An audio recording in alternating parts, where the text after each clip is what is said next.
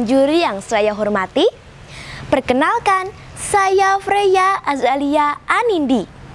Sebelum saya bercerita, saya punya pantun. Duduk bersila, bukan kerupuk beras, bukan pula kerupuk puli. Saya bercerita tentang buah jeruk, bukan jeruk peras, namun jeruk yang menghibur hati. Nah, cerita saya kali ini ada hubungannya dengan buah jeruk, teman-teman. Semoga dapat menghibur kita semua. Yuk kita mulai ceritanya. Buah jeruk emas. Dahulu pernah bertahta seorang raja yang begitu adil dan bijaksana di sebuah kerajaan di Pulau Jawa. Kerajaan yang makmur dan rakyatnya pun hidup dalam kedamaian.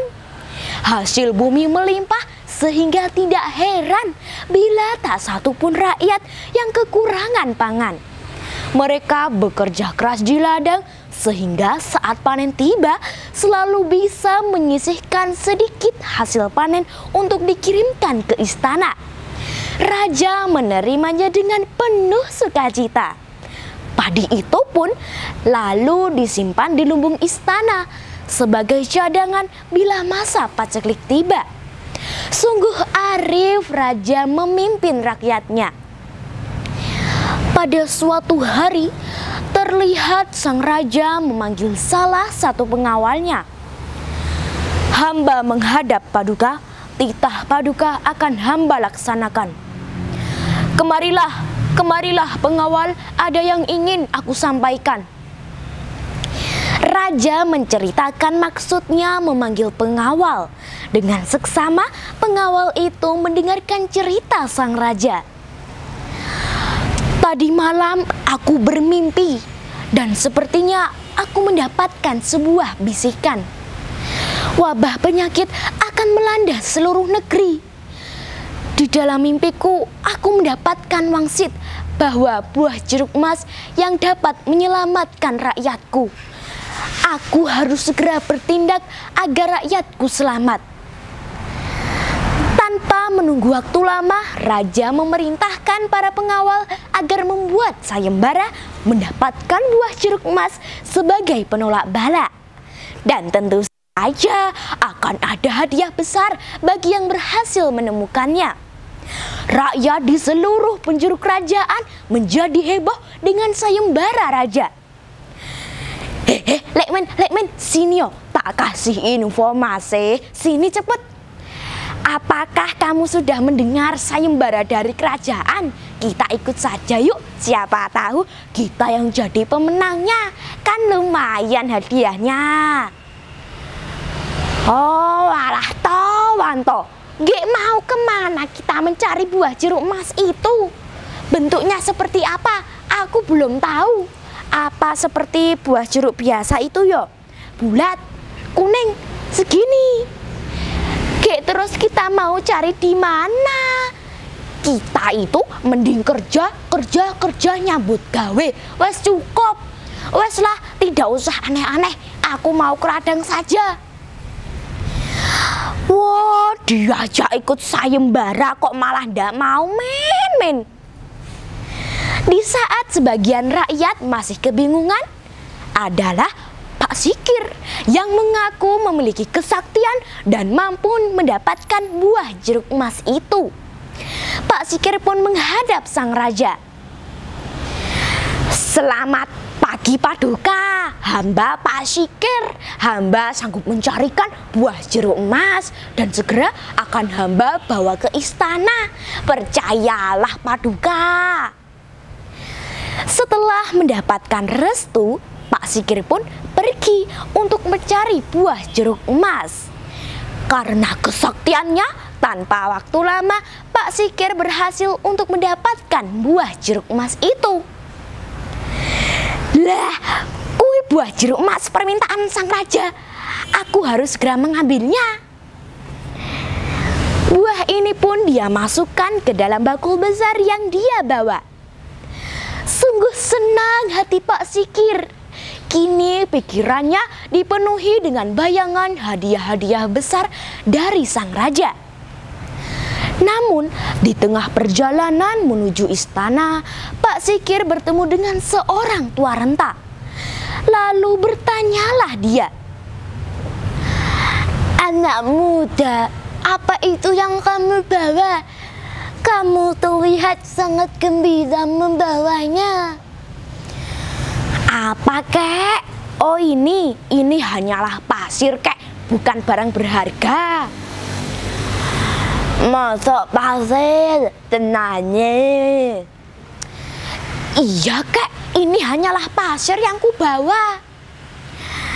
"Oh, begitu. Baiklah, teruskanlah perjalananmu." Begitulah pesan kakek kepada Pak Sikir. Setibanya di istana, Pak Sikir menghadap raja untuk menyerahkan buah jeruk emas yang dia dapatkan. "Paduka, ini saya berhasil mendapatkan buah jeruk emas seperti yang saya janjikan. Sebentar, Paduka, saya ambilkan bakul saya." "Monggo dilihat." Lah kok jadi pasir? Kepiye toki? Waduh, ciloko aku. Aneh ya teman-teman, buah jeruk emasnya berubah menjadi pasir. Raja sungguh kecewa karena merasa dibohongi oleh Pak Sikir. Selang hari berikutnya datang lagi seseorang yang lain untuk mengikuti sayembara. Dia berhasil mendapatkan buah jeruk emas dan dia pun bertemu dengan kakek yang sama. Ia juga berbohong bahwa batulah yang dia bawa. Dan ajaib, buah jeruk emas itu berubah menjadi batu setibanya di istana. Lagi-lagi raja sungguh kecewa. Kejadian ini terus terjadi berulang-ulang dan raja merasa putus asa. Hingga datanglah menghadap raja seorang pemuda bernama Joko Meleng. Dia adalah anak seorang wanita tua yang tinggal di pinggir desa. Joko Meleng menyampaikan kesanggupannya mendapatkan buah jeruk emas itu. Kali ini raja mengatakan bahwa bila dia gagal, maka akan dihukum. Joko Meleng pun menyanggupinya. Teman-teman, apakah Joko Meleng berhasil mendapatkan buah jeruk emas? Tentu saja, Joko Meleng pun berhasil mendapatkannya.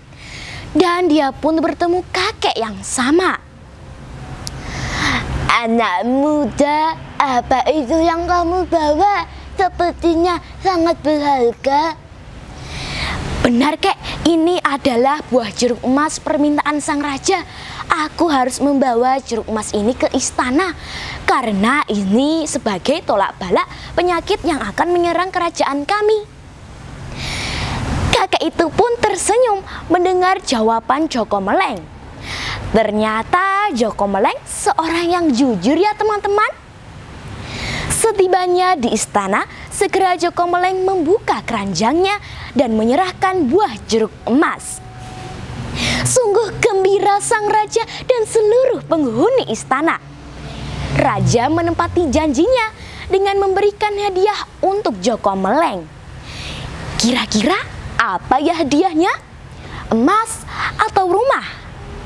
Joko Meleng diberikan jabatan sebagai seorang bupati balasan atas kejujurannya.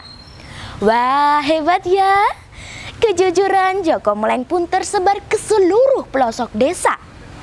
Mereka menyadari bahwa kejujuran akan membuahkan kebahagiaan. Siapa yang menanam, dialah yang menuai. Siapa yang berbuat kejujuran, dialah yang akan hidup damai. Nah, seru kan ceritanya? Oh ya teman-teman, ceritaku ini diambil dari buku cerita rakyat daerah Jawa Timur yang dikarang oleh I.B. Mantra dan Astrid Susanto yang diterbitkan oleh Departemen Pendidikan dan Kebudayaan. Terima kasih sudah mendengarkan ceritaku.